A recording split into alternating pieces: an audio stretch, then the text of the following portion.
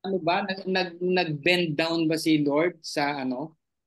Nag-bend down ba sa Israelites? Di ba? Pinayagan, di ba? Okay, you want a king? Go ahead. Yeah. Bakit? Di ba? Sometimes kasi, the Lord, ganun yun eh. Yung pag you want something, pinagbibigyan tayo eh. Para makilala natin kung sino talaga who is God is. Di ba? Eventually, malalaman. We will make mistake eh. Di ba? So eventually malalaman natin. So pinagbibigyan tayo. Yung ating gusto. Pero alam naman natin mali, sinasabi ng Lord, hindi pwede yan. So pinagbibigyan niya tayo and then eventually, ano rin tayo sa kanya, babalik din tayo sa kanya. Ganon ang nangyari diyan, di ba? So yun na. So eventually nakakita sila ng isang king, si Saul. Ano itsura ni Saul?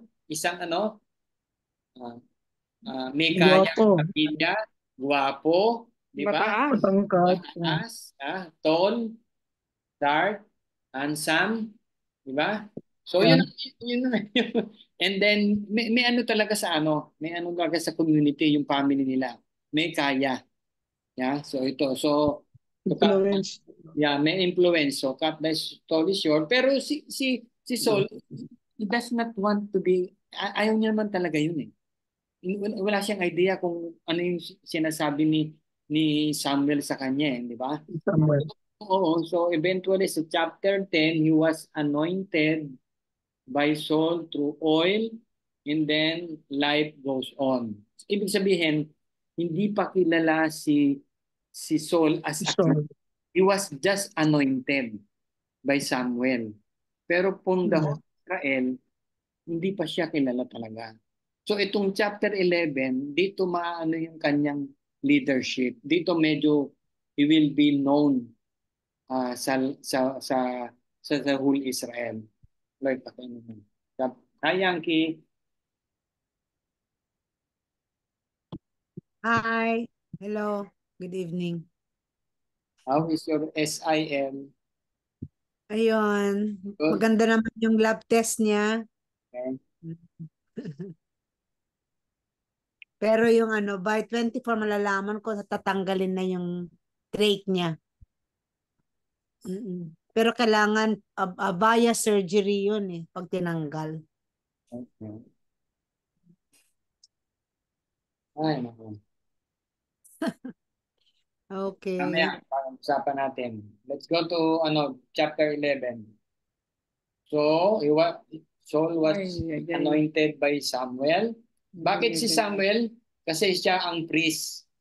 Ha?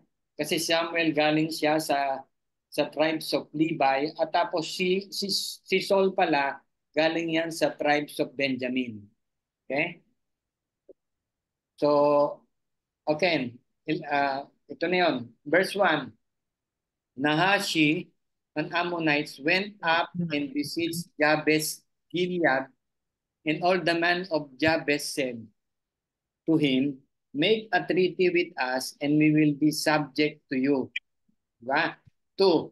But Nahash the Ammonite replied, I will make a treaty with you only on the condition that I gouge out the right eye of every one of you, and so bring disgrace on all Israel. Okay, diyan na lang muna tayo. I-explain mo sa inyo yung pinaka history nito, ano. Ngayon, yung mga Ammonites, itong sinahas, siya yung namumuno sa mga Ammonites. Ang mga Ammonites, nakatira yan doon sa Jordan. Ha?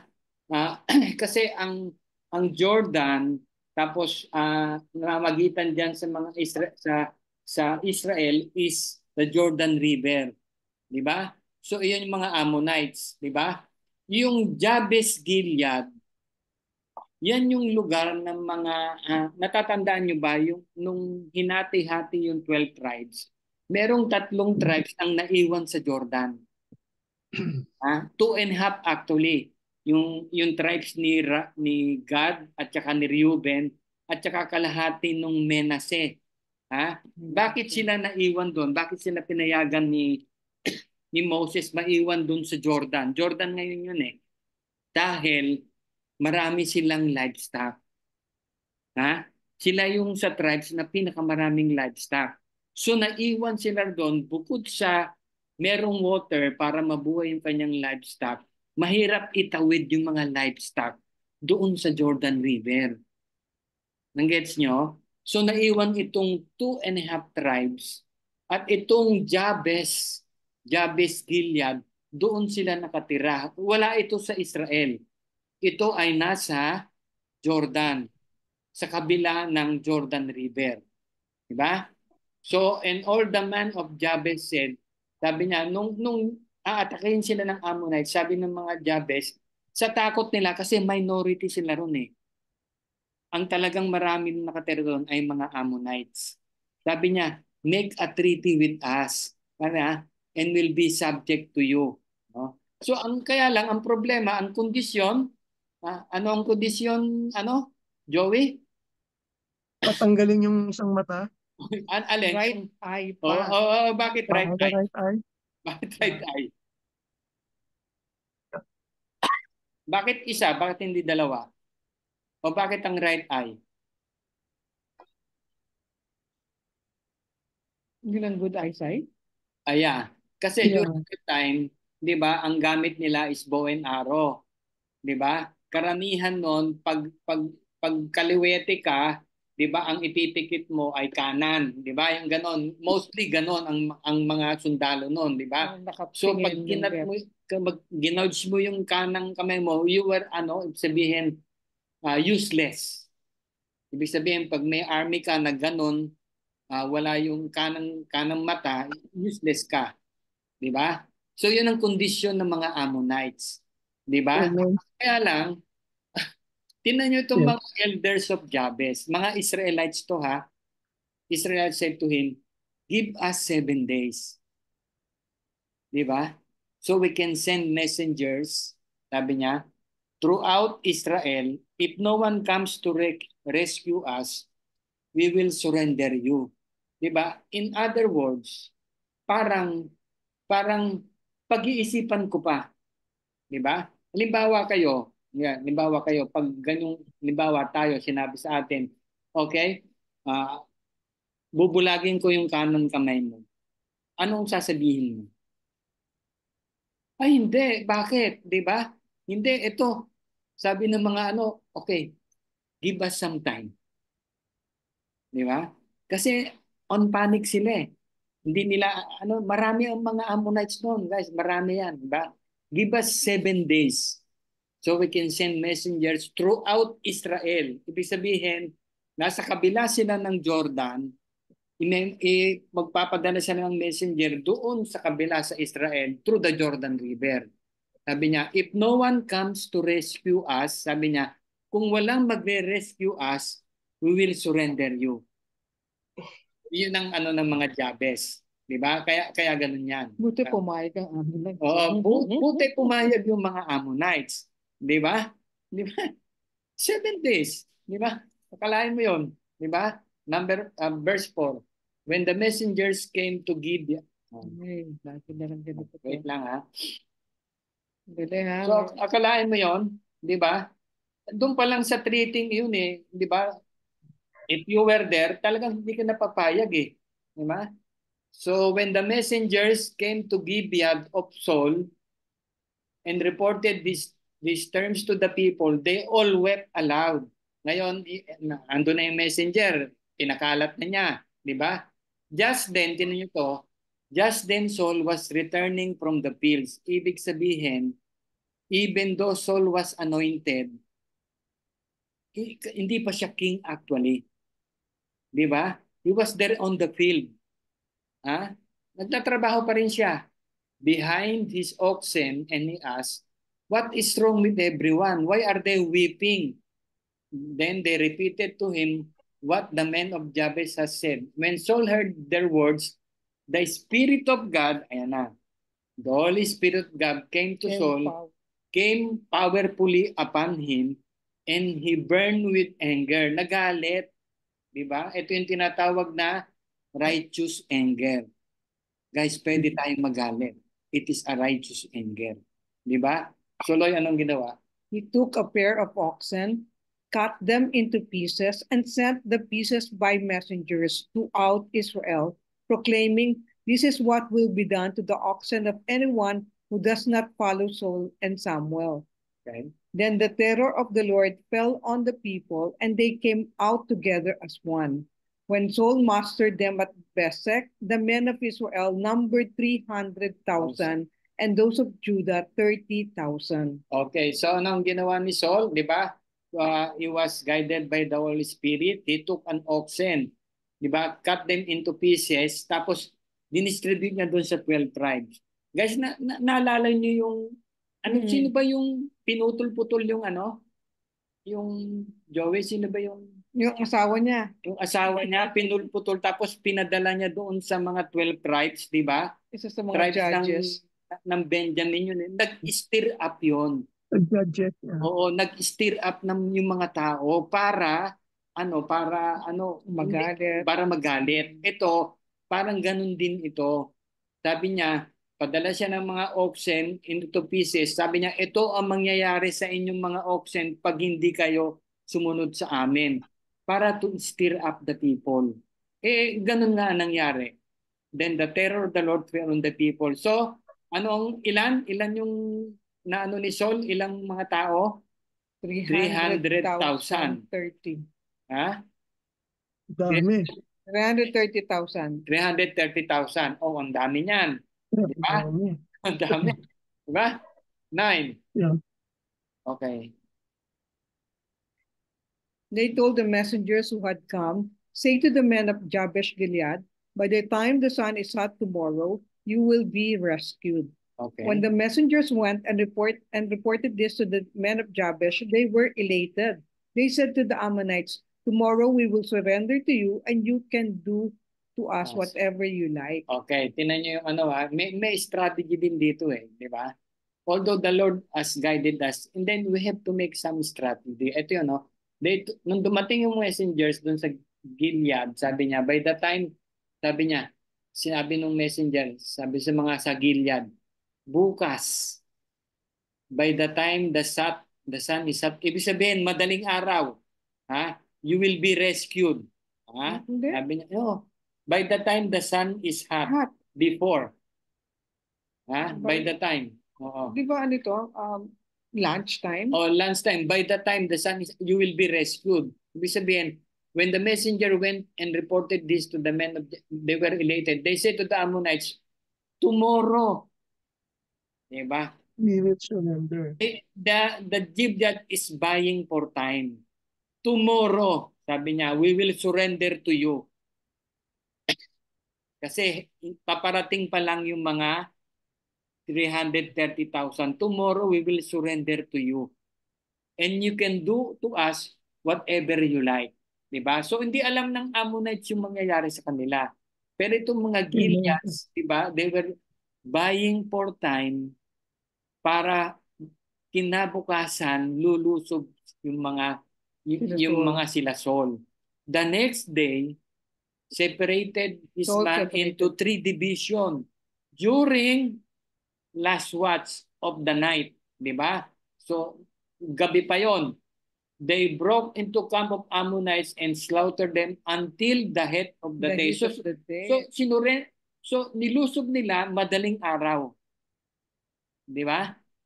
Until the heat of the day, hanggang tanghali. Those who survived were scattered so that no 2 of them were left together. So, na-wipe out sila for 330,000.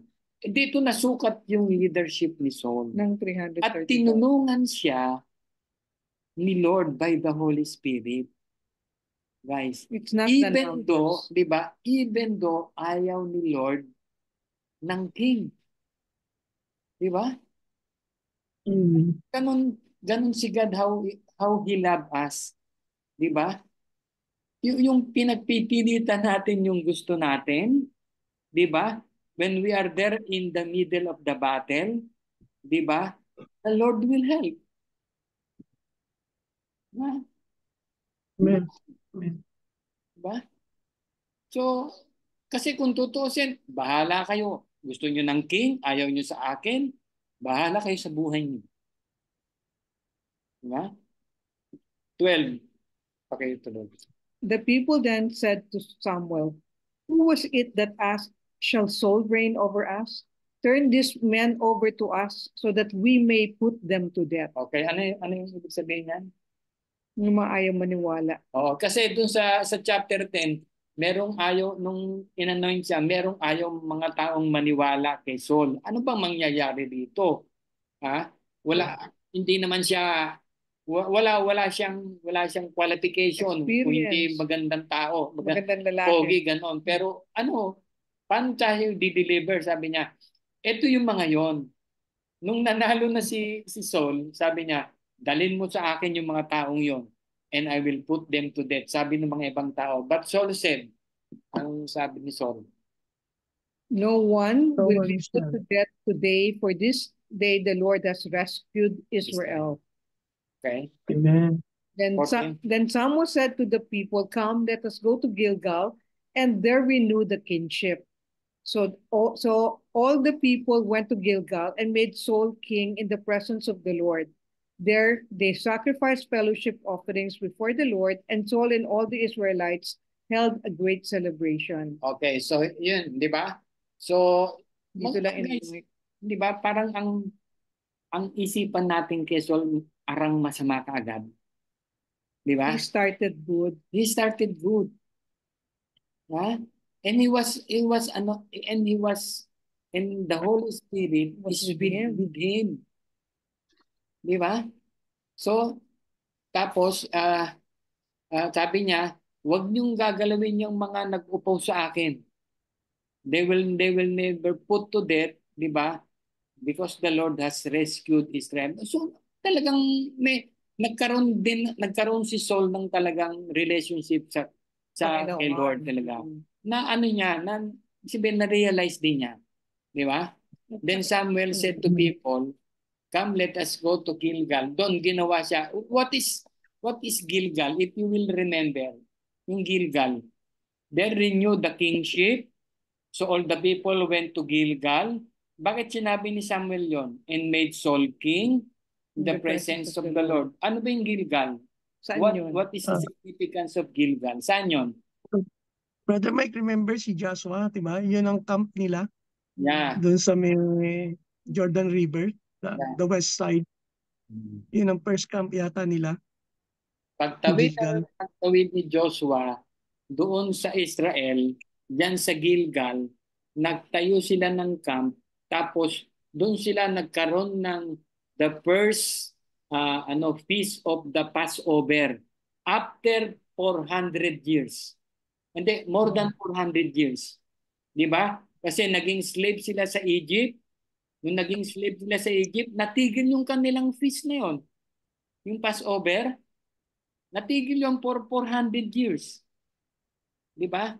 Pagbagsak na dito sa Gilgal, after how many years, dito bumalik sila. Alam ni Samuel yon. Ang Passover happened during Moses. During Moses' time. So, after Oo, may 40 years, Passover na. after 40 years. Oh. And then ilang taon sila sa Egypt? Oo. 400 years. 400. Di ba? 400 years, nalilito ka. Hindi kasi 400 years kay Moses. Oo. Di ba? Tapos, dun yung first Passover. Oh, yun yung deliverance nila, di ba? Yung pagkatapos noon, di ba? Nagkaroon sila ng mga feast na, ng the Passover. Ang dami nang binigay. Ito yung the feast. Di ba? Pagbaksak nila yun, di ba? So ito yung nangyari. So yung Gilgal is very important, di ba? Alam ni Samuel yon. Ibig na sabihin ni Samuel, because of my victory, sabi ni Samuel, we have to go back to the Lord. Di ba? We have to go back for our first love. Yun yung ron eh. Di ba? Our first love. Yung na-remember nyo yung guys na the first time that you meet the Lord, you are very enthusiastic. Di ba? You are very in love. High ka. We were so in love with the Lord. Di ba? So, kaya dinala ni Samuel yan para malaman nila yung how the Lord is, how they love the Lord during that time. During that time. Okay. Chapter 12. Ano lang tayo? Three chapters lang tayo. Okay, Joey, pakibasa. Chapter 12, verse 1, sabi niya, Samuel said to all Israel, I have listened to everything you said to me and have set a king over you. Now you have a king as your leader. As for me, I am old and gray, and my son are here with you. I have been your leader from my youth until this day. Here. Verse 3, Here I stand, testify against me in the presence of the Lord and his anointed. Whose ox have I taken? Whose donkey have I taken? Whom have I cheated? Whom have I oppressed? From those hands have I accepted a bribe to make me shut my eyes? If I have done any of this, I will make it right. Okay. Ano yung ginagawa ni Samuel dito? Papaalam na siya. Alam siya, it is a very good speech, di ba? Kasi, di ba, old, di ba? Yan yung isang issue ng mga Israelite nung sa kanya. Kaya gusto nilang king. You are old, Palitan. di ba? Old, Your sons is not doing good. Di ba? Amen. Tapos sabi niya, ito sabi ni Samuel, I have listened to everything he said to me and set a king over. Ito yung maganda, di ba? Here I stand, testify against me in the presence of the Lord and his anointed. Sino, nagnakaw ba ako sa inyo ng ox? Kasi guys, during that time, uso rin yung nakawan nun ng mga livestock. Di ba? Do have taken your donkey? Di ba? Did I cheat you? Di ba? Whom have I oppressed? Sino ba yung oppressed ko sa inyo? From whom hand have I accepted a bribe? Di ba? To make me shut my eyes. Di ba? If I have done this thing, I will make it right. Amen. Naalala niya yata, Brother Mike, yung anak ni Eli? Yeah. Naalala niya? Doon siya lumaki. Guys, kung kayo ito, haharap kayo sa mga tao, di ba? Sa family lang natin, sa family. And we are old, di ba? Sabihin niyo sa kanila ito, di ba? Do you have the nerve to ask these things? Napagalitan ko ba kayo? Nasiguan ko ba kayo? Di ba? Di ba? Have I, tawag nito? Di ba? Pinagkabyado ko ba kayo? Ang galing ni Samuel, di ba? Tapos sabi ng mga tao, you have not cheated or oppressed us, they replied. You have not taken anything from anyone's hand. Samuel said to them, the Lord is witness against you, and also his anointed is witness this day, that you have found anything in my hand. It is witness, sabi niya, they said. Then Samuel said to the people, ito na yung parang inano niya yung history. It is the Lord who appointed. Tingnan nyo ha. Ito yung mga sinabi ng mga, take note of those yung mga tao. Ha? It is the Lord who appointed Moses and Aaron and brought you ancestors out of Egypt. By pakibasa mo.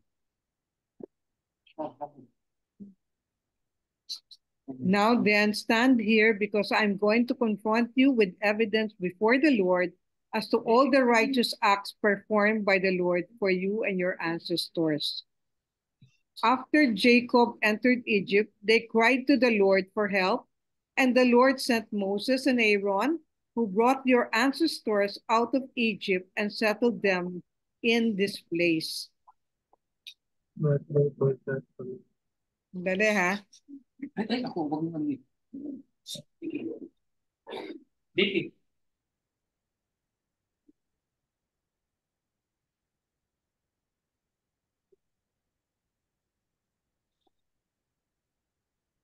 Okay. Okay. Sana. 9. But they forgot the Lord their God, so he sold them into the hand of Sisera, the commander of the army of Hazor, and into the hands of Philistines and the king of Moab, who fought against them.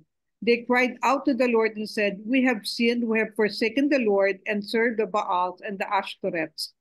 But now deliver us from the hands of our enemies, and we will serve you." Then the Lord sent Jerubbaal, Barak, Jephthah, and Samuel, and he delivered you from the hands of your enemies all around you, so that you lived safely. But when you saw that Nahash, king of Ammonites, were moving against you, you said me, You said to no, me, we want a king to rule to rule over us. Di ba?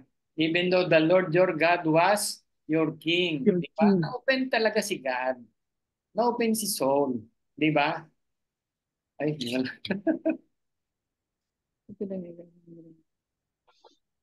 na-open talaga. Di ba? Now, he is the king.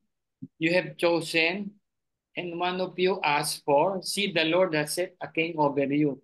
If you fear the Lord and serve and obey him, do not rebel against his command. Sabi niya, and if both of you and the king who reigns over you follow the Lord your God, good. But if you do not obey the Lord, and if you rebel against his command, his hands will be against you as it was against your ancestors. Parang ina-explain ni Samuel dito, ito sila Moses, ito sila Joshua, ito yung mga taong yon whom I have chosen. Di ba? Guys, sino yung napag-aralan? Sino to yung mga taong ito? Si Joshua, si Moses. Are they perfect people? No. Di ba? Pero God has chosen them. Di ba? Pero kasi ang dito, you have to fear the Lord and serve and obey Him. And do not rebel against His command. But if you do not obey the Lord, and if you rebel against His command, His hands will be against you, as it was against your ancestors, as it was against your ancestors. Di ba? Look what happened, guys.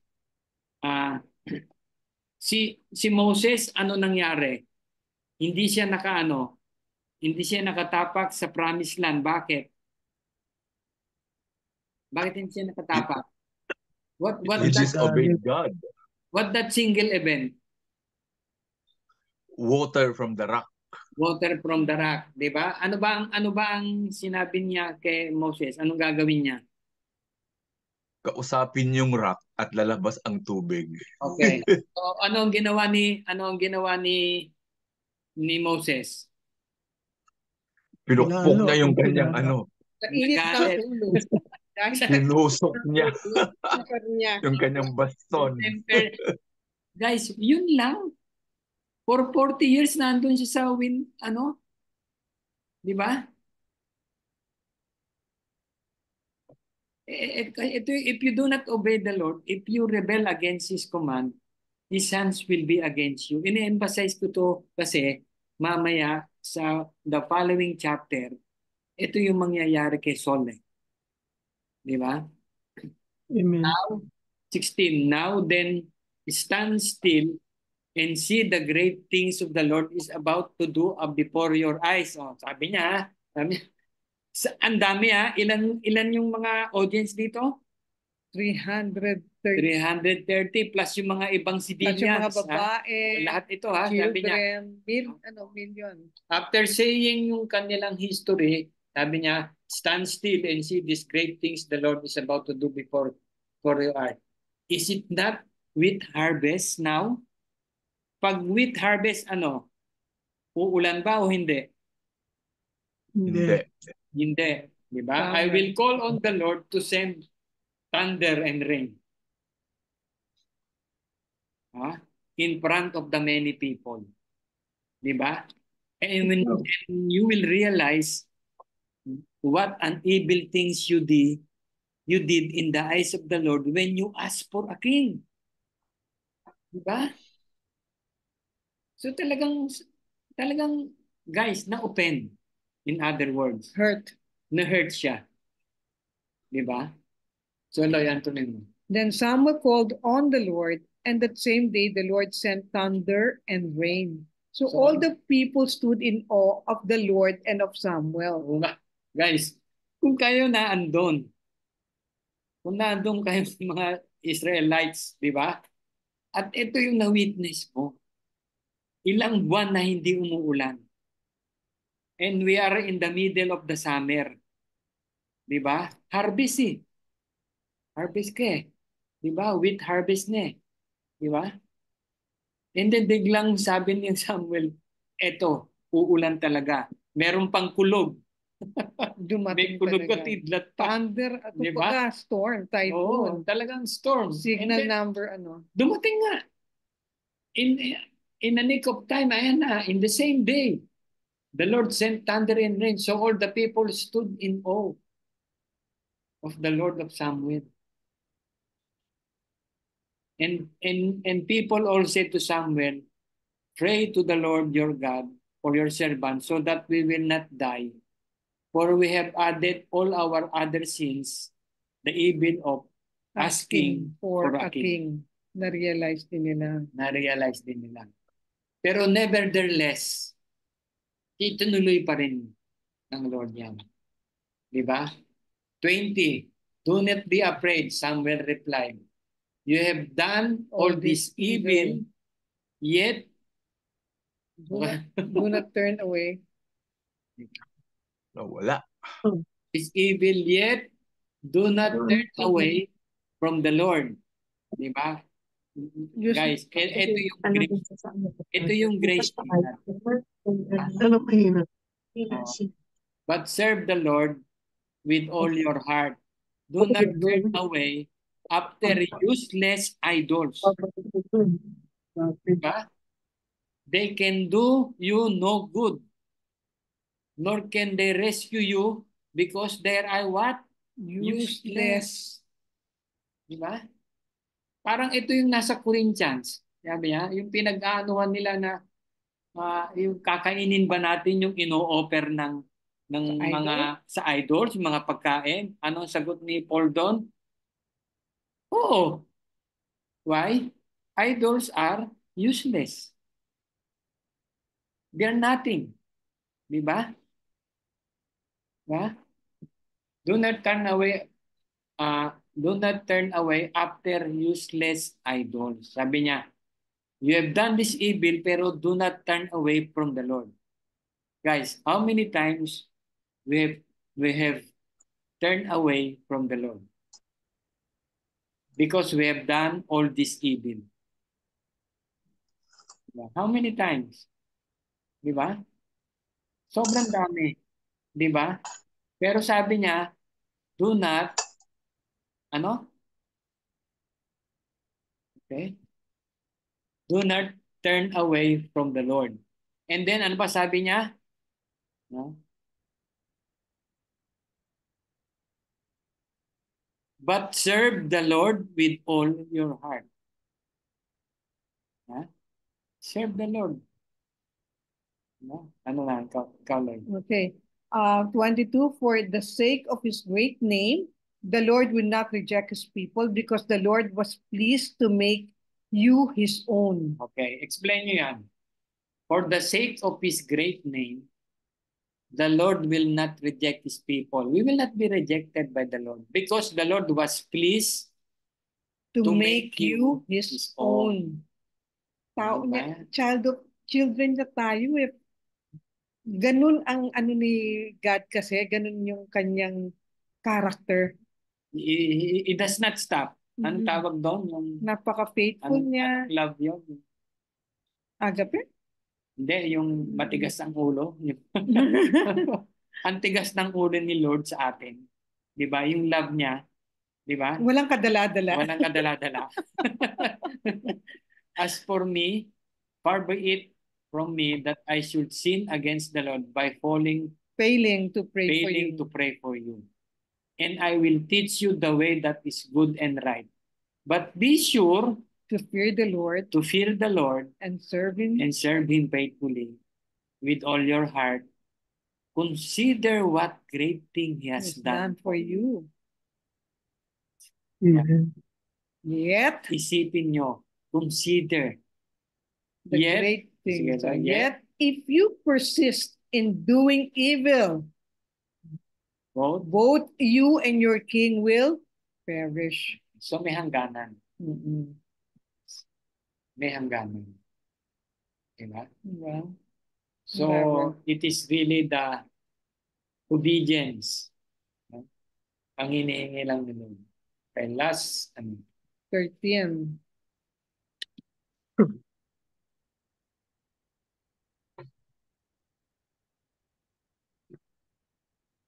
okay, Brother Claro, pakibasa na. 13. Saul was 30 years old when he became king, and he reigned over Israel 42 years. 2. Saul chose 3,000 men from Israel, 2,000 were with him at Michmash and in the hill country of Bethel, and 1,000 were with Jonathan at Gibeah in Benjamin. The rest of the men he sent back to their homes. Okay, parang ibig sabihin nito, yung dating 330,000, yung iba pinauwi niya. Pinauwi niya sa mga ibang mga tribes na. So ang natira lang sa kanila rito ay ilan? 1,000. 2,000. 3,000 men. 3,000 men. 1,000. 1,000 with Jonathan. Oo. And the rest of men sent back to 3,000 men from Israel. 2,000 were with him. So At Michmash. 5,000 na. Ha? And the hill And country of 1,000 with Jonathan. Jonathan. So in-introduce sa atin dito si Jonathan. Who is Jonathan? Anak niya. Son of Saul. Yeah. Best Anak friend. niya. BFF ni Saul. Ay, ni Ni David. David. BFF ni David. The rest was sent back. So, kukunti na lang naiwan. Guys, kukunti na lang. 6,000 na lang. Okay. Because of this, Jonathan attacked the Philistine outpost at Jeba. The Philistine heard about it.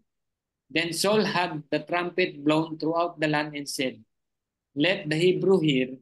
So all the Israel heard the news. Saul has attacked the Philistine outpost. And now Israel has become obnoxious to the Philistine, and the people were summoned to join Saul at Gilgal. So ano nangyayari? Si Jonathan, inattack niya yung Philistine. With 1,000 men. With 1,000 men. So outnumbered. Then Saul had trumpet. Tapos ano nangyari? Throughout the land. So narinig ng Credit na punta sa kanya. Oo. Na credit na-receive ni Saul. Si Saul lang nag-ako na siya yung lumusob doon, right? Oh, yeah. Okay. So, yeah, Saul has attacked the Palestine. Pero dito, it's not Saul, it's Jonathan. Jonathan. Yan. Yeah. Yan na yung papunta na tayo ron. Verse 5, the Philistine assembled to fight Israel. Okay. Knowing that majority of the army is wala na, di ba? With 3,000 chariots, 6,000 chariots, and soldiers as numerous as the sand of the seashore. The seashore. Nako. Hindi mabilang. Dami. Ang dami. Tandamukal. They went up and camped at Michmash, east of Beth-aben. When the Israelites saw that the situation was critical and that the army was hard-pressed, they hid in caves and thickets among the rocks and in pits and cisterns. Some Hebrews even crossed the Jordan to the land of God in Gilead. So natakot. Di ba? Yung iba nga nag-cross ng Hindi natin alam kung lumangoy yan. No? Di ba? So natakot talaga. Biro nyo naman. No. Sons of seashore, hindi mabilang. Ibig sabihin. Hindi namamatay. Nakurap. Asa na ba tayo? 11. Saul remained at Gilgal, and all the troops with him were quaking with fear. He waited 7 days, the time set by Samuel, but Samuel did not come to Gilgal. and Saul's men began to scatter. So he said, "Bring me the burnt offering and the fellowship offerings." And Saul offered up the burnt offering. Just as he finished making the offering, Samuel arrived and Saul went out to greet him. "What have you done?" asked Samuel. Saul replied, "When I saw that the men were scattering and that you did not come at the set time, and the Philistines were assembling at Michmash, I thought, now the Philistines will come down against me at Gilgal, and I have not sought the Lord's favor. So I felt compelled to offer the burnt offering." Tuloy. "You have Oh. done a foolish thing," Samuel said. "You have not kept the command the Lord your God gave you. If you had, he would have established your kingdom over Israel for all time. Ito pala yun. Sige. But now your kingdom will not endure. The Lord has sought out a man after his own heart and appointed him ruler of his people, because you have not kept the Lord's command." Okay. Then Samuel left Gilgal and went up to Gibeah in Benjamin, and Saul counted the men who were with him. They numbered about 600. So guys, ano nangyari? Ano nangyari? Ano nangyari dito? Nataranta si Saul. Yeah. Paano nataranta? Yung ibig sabihin. So, wala na Marami, yung ma- Hindi, maraming Philistines. guys, bakit sabi sa 11, what have you done? Ano, Ano ano, ginawa ano, niya? ano yung kasalanan niya? Parang yung sinasabi ko sa inyo kay Moses, kasalanan niya yung sa rock, di ba? Imbis na sabihin mo, water come out, in-strike niya. Ito, what have you done, sabi ni Samuel. Ano yung kasalanan niya? Disobedience. Anong disobedience? What is the Ano disobedience? yung ginawa niya? Hindi siya Saul hindi made the offering himself, Oo. which should not be the case. O, Not follow. bago yon, ano pa yon? Bago doon, ano? hindi niya hinintay si Samuel. Hindi niya hinintay Oo. si Samuel. Bakit? Ayun. Ano ba yung instruction ni Samuel? 7 days, no? 7 Ah? days. Ano yung instruction niya? wait for Kakain. him. Wait po Oo. rin. Teka muna. Let's go to ano muna. I-refresh natin. 1 Samuel chapter 10. Aha. 1 Samuel. Ito yung 10:8, Chapter 8. Verse 8. verse 8. Yeah. Go down ahead of me simulan to natin. Gilgal.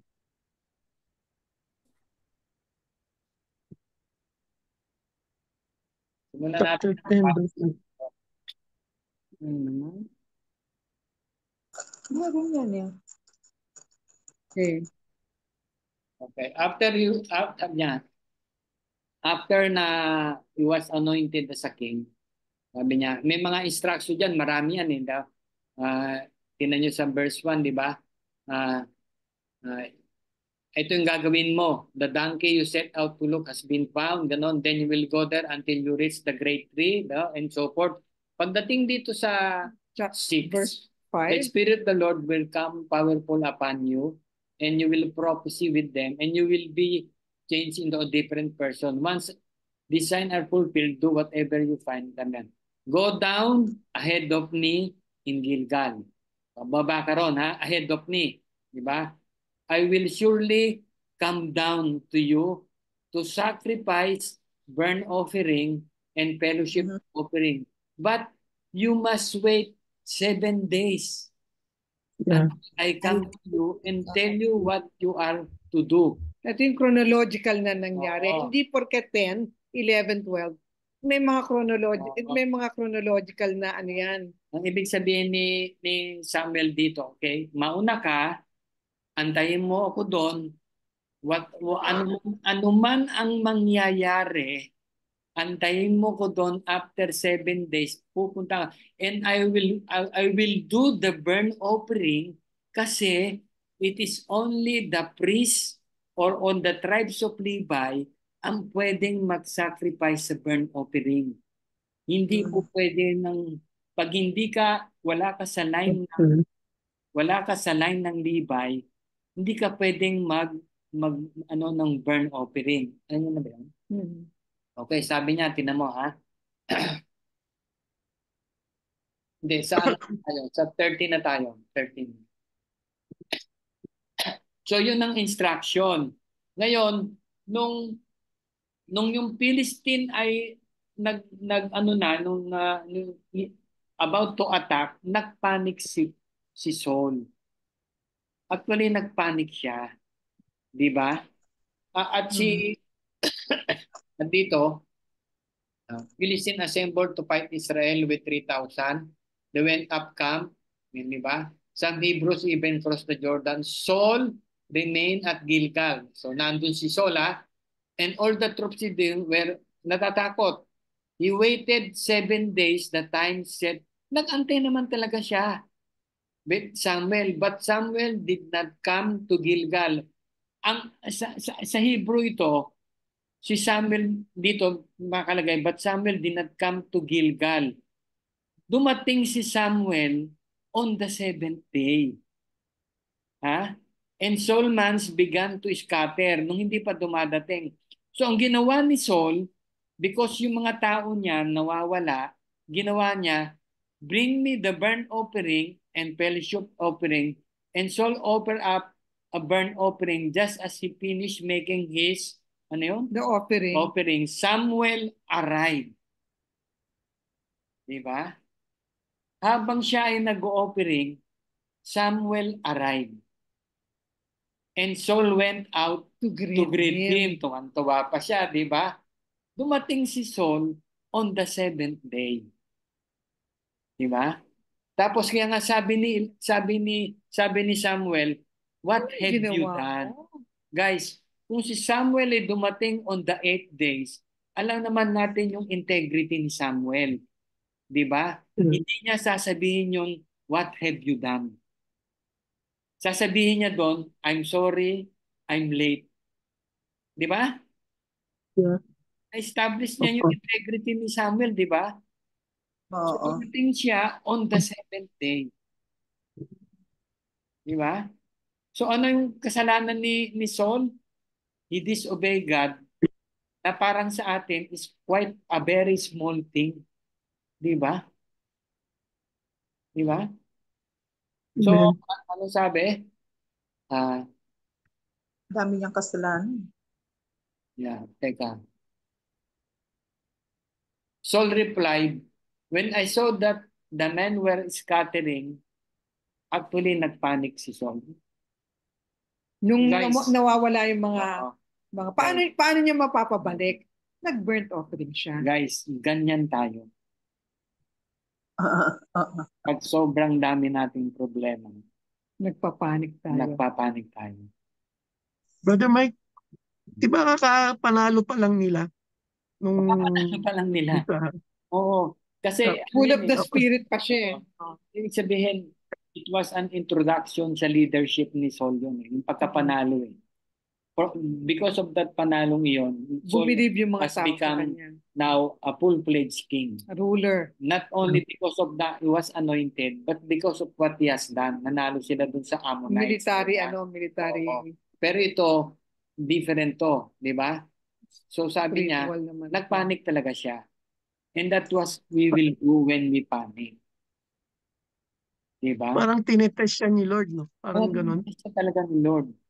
Come down against me and I have sought the Lord's favor. So I felt compelled to offer.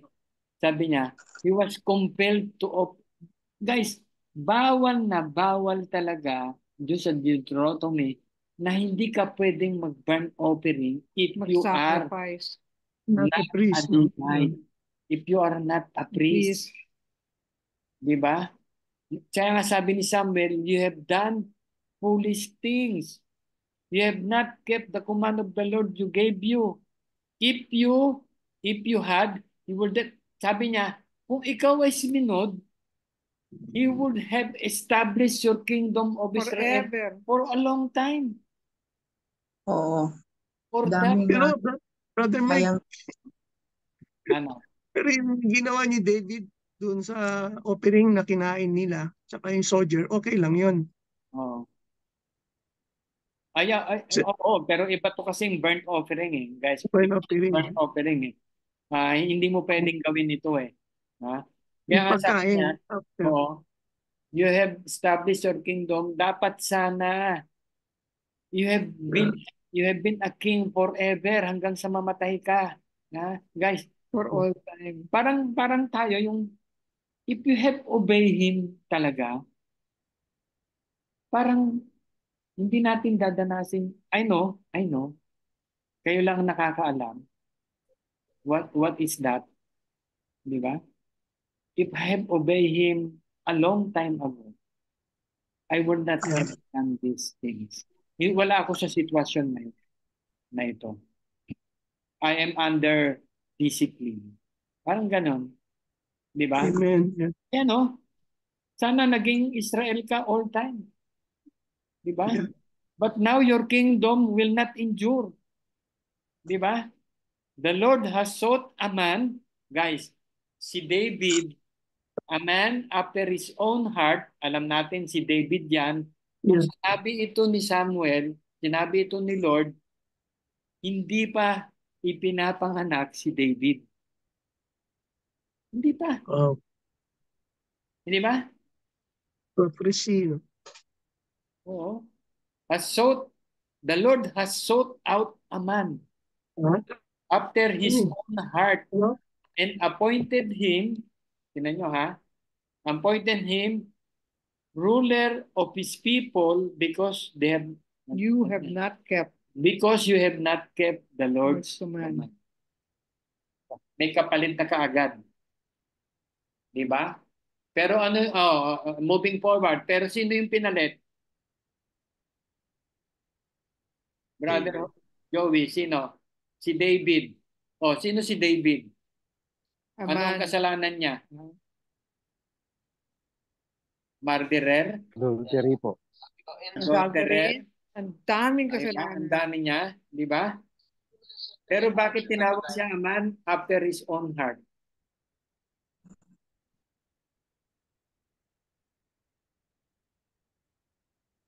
Bakit siya tinawag na man?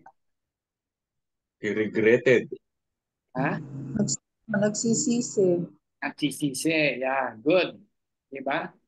And he kept going back pag to the nandun na Lord. tayo, explain natin yan. 16, Lord. Saul and his son Jonathan and the men with them were staying in Gibeah in Benjamin, while the Philistines camped at Michmash. Raiding parties went out from the Philistine camp in 3 detachments. One turned toward Ophrah in the vicinity of Shual, another toward Beth Horon, and the third toward the borderland overlooking the valley of Seboim facing the wilderness. Now, Not a blacksmith could be found in the whole land of Israel because the Philistines had said, otherwise the Hebrews will make swords or spears. Bawal ang blacksmith. So all Israel went down to the Philistines to have their plow points, mattocks, axes, and sickles sharpened. The price was 2/3 of a shekel for sharpening plow points and mattocks, and 1/3 of a shekel for sharpening forks and axes, and for repointing boots. So on the day of the battle, not a soldier with Saul and Jonathan had a sword of spear in his hand. Only Saul and his son Jonathan had them. okay. So, ito lang ibig sabihin, tapos na tayo rito. So, yung mga Israelites, wala silang talagang spears. Ha? Wala talaga silang mga punyal na ganon kasi wala pa silang mga iron. Only the Philistine has. 'Di ba? Kaya nga yung kanilang mga plows, yung pang-araro nila, 'di ba? May matalim 'yun, 'di ba? May matalim. Hahasain mo 'yun eh. Pinahahasa nila 'yon sa mga Philistine. Kaya lang at this time, since they are in war, hindi sila pinapayagang gamitin 'yon, 'di ba? So kasi ginagamit nila pero ang price is junk up ang price nila, 'di ba? So nung nagkaroon ng battle, si Saul and Jonathan lang ang merong sword or spear. The rest, ano ang kanilang weapon? Wala. Arrow, bows and arrow. Ano pa? Ano pa? Yung Slingshot? ayun, Slingshot? slingshot. High-tech. High-tech yun, di ba? Now, The detachment of Philistines had gone out to the pass at okay. Michmash. So hanggang dyan lang muna tayo, guys. Hanggang 13 minutes. It's ano. So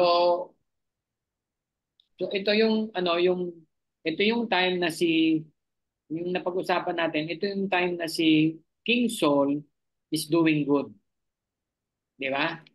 He was yung nanalo sila sa Ammonites, di ba? And then hindi niya pinatay yung mga people against him, di ba? Hindi ka pares ngayon, di ba? Pag hindi ka kapartido, dead bull ka, di ba? Yan yung yan yung mga nangyayari ngayon, di ba? So Saul has been a good, di ba? Hindi yung na-picture natin na kaagad na Saul is a bad king. He was doing good at the start, di ba? And then he he realized then na yung the God of Israel, naniniwala talaga siya, di ba? Kasi talagang nakita naman niya yung power ni God, lalo na nung Manalo oo, sila. yeah. Pero one thing na nag-strike sa akin dito, yung talagang saan na-offend si Lord? Saan talaga na-offend siya?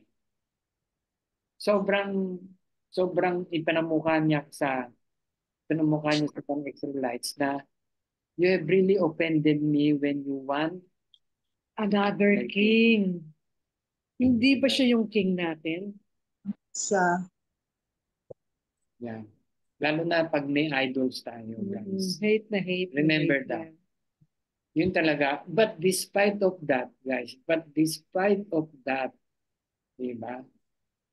Sabi niya, okay, just, sabi niya, don't stop, ano yun, ano sabi doon, don't stop, yun, Praying. praying for me, don't stop looking for me, don't stop, ano yun narin? Teka, sige, ikaw muna. Sabi niya, basta yung sabihin, despite of what you have done to me, di ba? I will forgive you if you are, di ba? If you are sorry for your sins, di ba? Hindi right away. Kasi ito nung sinabi ng Lord sa kanya, yung your kingdom mo, hindi ka maglalas. Pero ilang years naging king si 42 years. naging king si Saul. Binigyan pa siya ng grace period. Ilang years? 42. 42 years pa bago siya napalitan. 'Di ba? Pero dito pa lang sinabi na niya, Sinabi na.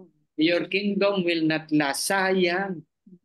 Sana hindi mo ginawa yung Kung naging patient ka lang, hindi ka nagpanic. parang parang yung kaya nga inano ko sa inyo yung kay Moses, sabi niya, sayang. Gusto pa naman tumapak ni Moses sa promised land. Yun lang gagawin mo, sabihin mo, water come out.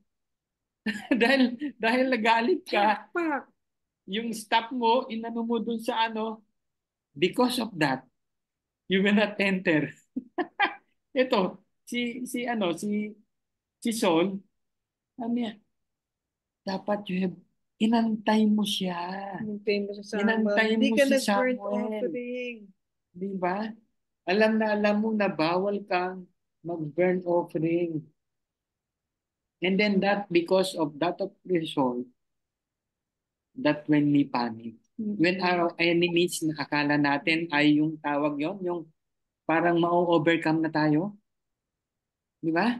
Kasi yung enemies all over Di ba yung sabihin, hindi naman natin talaga maano si Saul talagang naandyan na Di ba? Nakapaligid sa atin yung ating mga enemies. Yung problem na it's all over us.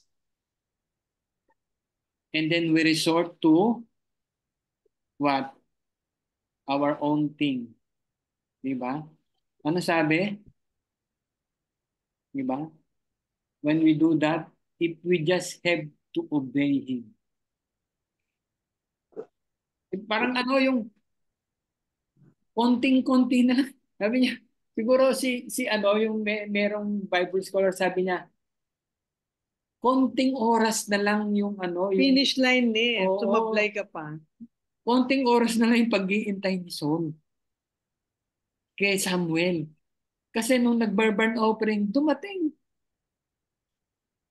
Parang on the nick of time. Di ba? Kaya ngayon guys, yung patience is a virtue. Yung pag-aantay. It's hard pero it's a virtue. Di ba? So, nakita natin dito yung our God. No matter how we disobey Him, God really loves us so much. Diba? He will just give away. He will just relent. Yung sabihin, yung gusto natin, ibibigay niya. Diba? Para malaman natin kung who God is. Diba? Kasi babalik din tayo sa Kanya. Diba? Yun na yun eh. Diba? It's really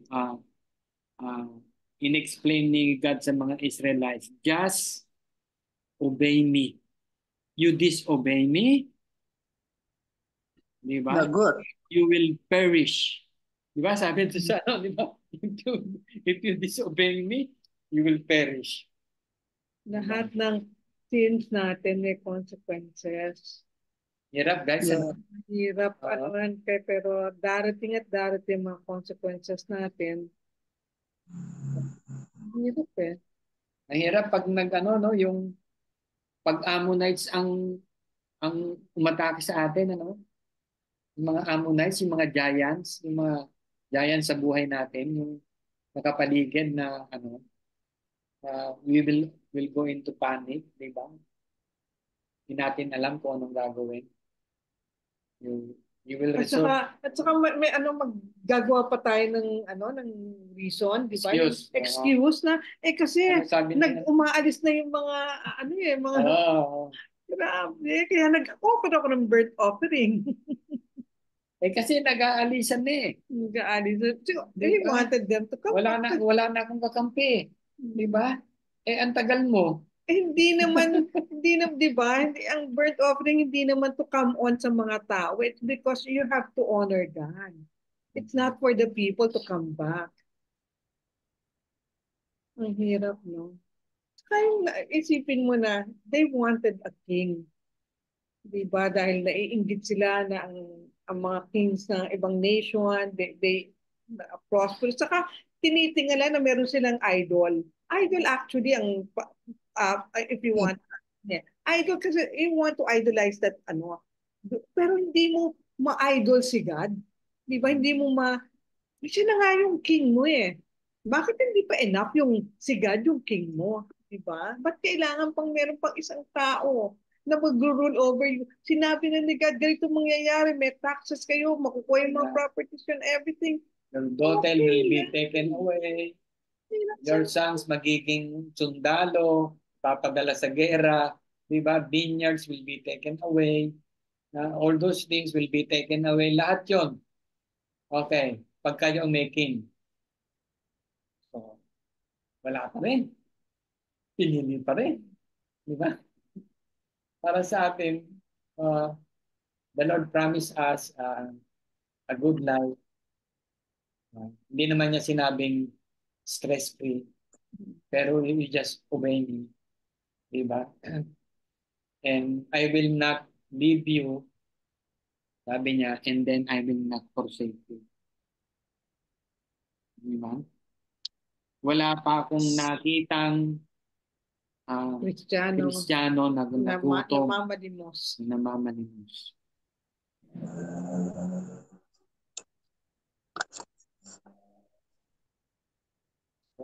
So nice, guys. Ang Old Testament is just so nice. It brings us na yung God ng Old Testament is really the God of the New Testament. Kasi kita natin yung grace ni God. Yung grace period na binibigay kay Saul, ang tagal ano? Di ba? Dapat right there and then. Right there and then. Ano na eh? Pinalitan na siya. Oh, alis ka dyan. Di ba? Balikan ka na. Pero hindi. But yung, di ba, binigyan siya ng so many chances, but he accumulated so many sins along the way. And then, tapos, I have, I have chose a man, di After, ba? A man after After his God's God's own heart, di ba? Hindi pa may kapalit na.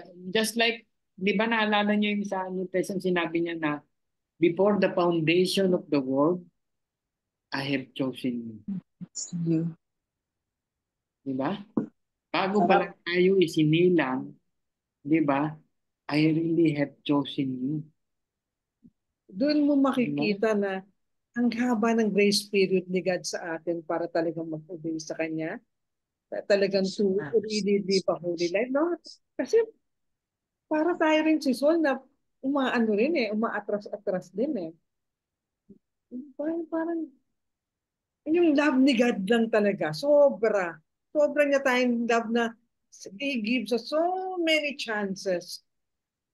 Pero tayo naman, ay nako, ang tigas ng ulo ni God to love us. Ang tigas ng ulo naman natin to obey. Ay, meron na akong isang verse pakita sa inyo. 2 Corinthians 4:18. Kaya ano ko pa? Yeah, oh. Ay, 2 Corinthians 4:18. Ito na yung last. nagdudo ko yung Chrome natin.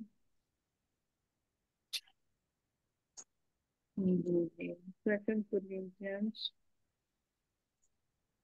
4, 19, verse 18. 4 ba?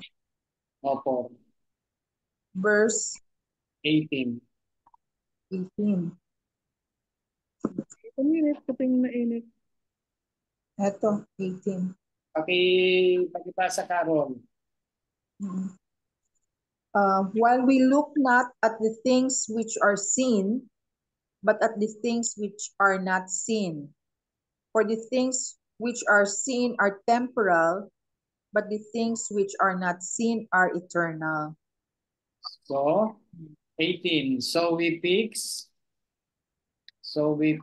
our eyes On God, not heaven, on what is seen, but on what is unseen. seen, not seen. Since what is seen is temporary, but what is unseen is eternal. So, ibig sabihin, di ba, guys, yung condition natin ngayon is just a temporary. What is important is the eternal. Conscience, tayo.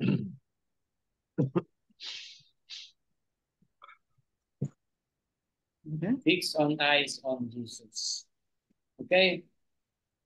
So, who wants to, what's your take now? 8:59.